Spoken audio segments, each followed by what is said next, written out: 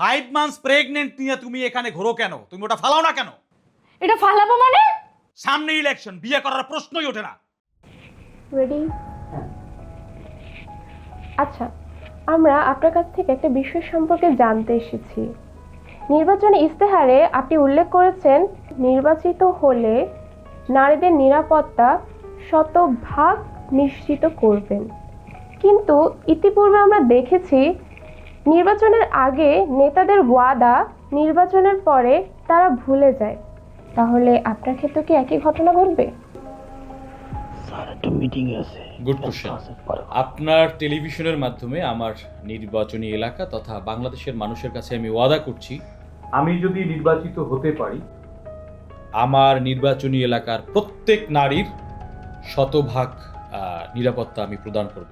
কেউ কোনো প্রকার হ্যারাসমেন্ট কিংবা কোনো নারী কোনো প্রকার কারো দ্বারা প্রতারণার শিকার হবে না। এই বিশ্বাস এবং এই আদর্শ আমি পলিটিক্যালি লালন করি না, ব্যক্তি জীবনেও আমি এই বিশ্বাসটা লালন করি। ভাই আমি তো কিছু বলি নাই ভাই। তুই ঠিকানা দিছ আমারে? ভাই আপনার ফোনে ফোন দিল ভাই, উনি সরাসরি চলে আসতে ভাই। এখন রাস্তা কি করো? বেরো এখান থেকে, বেরো। তুই এখানে আসছো কেন? আমি এখানে আসবো না তো কি করব?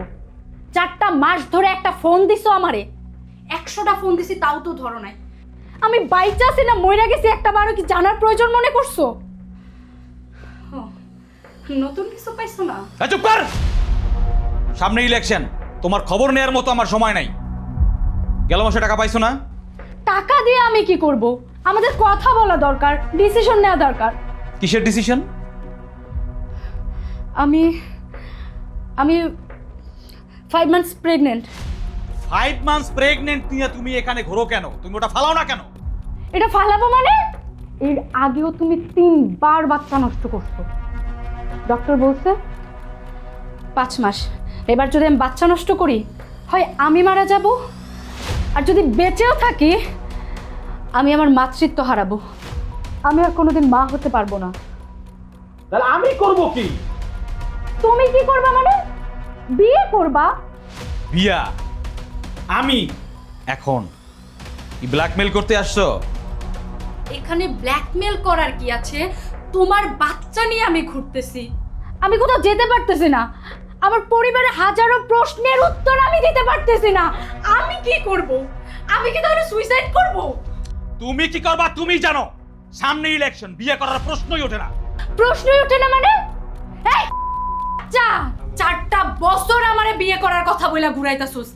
আমার লাইফ, আমার ক্যারিয়ার সবকিছু তুই শেষ করে দিছস, আর তুই এখানে ইলেকশনের দোহাই দাস। তোর ইলেকশন আগে না আমার জীবন?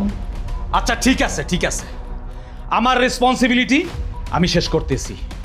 ভালো গাইনি স্পেশালিস্ট দ্বারা আমি অ্যাবর্শন করাইতেছি। ওকে? তুই আমারে বিয়ে করবি, এক্ষুনি তুই আমারে বিয়ে করবি, আর না হয় আমি সাংবাদিক ডাইকা তোর এই মুখোশ আমি সবাইরে দেখাই দেব। তোরে শেষ করমু, তোর 14 গুষ্টি শেষ করে ফেলাবো। তোর মাতৃত্ব